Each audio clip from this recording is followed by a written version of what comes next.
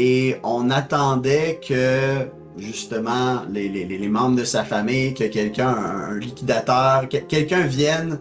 Il y avait un montant significatif qui était en souffrance, comme 45 000. Il y avait des cotisations spéciales importantes qui avaient été levées et sur une période de 2 ans, personne ne s'est manifesté, aucun liquidateur testamentaire, personne. Alors, à un certain moment donné, le syndicat s'est dit, bon, mais qu'est-ce qu'on fait avec ça? On avait parlé au gouvernement, ils ont dit, mais écoutez, vous faites ce que vous voulez, puis faites ce que vous avez à faire, mais nous, on n'est pas intéressés de prendre ça.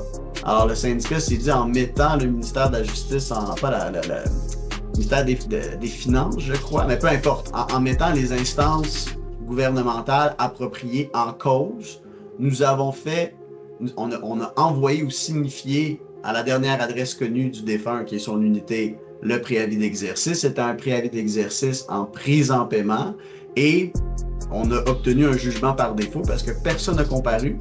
Et finalement, le juge a octroyé au syndicat le droit de prendre l'unité qui appartient maintenant au syndicat, que le syndicat peut louer, peut vendre, peut utiliser pour un concierge résident, peu importe ce qu'il veut faire avec, ça lui appartient. C'est un actif qui vaut plusieurs centaines de milliers de dollars et qu'il a acquis en échange d'une dette de 45 000. Donc, c'est une situation très particulière. Évidemment, ça n'arrive pas tous les jours. Moi, j'ai vu ça une fois, puis peut-être une deuxième fois bientôt, mais en général, on passe par la vente du contrôle de justice.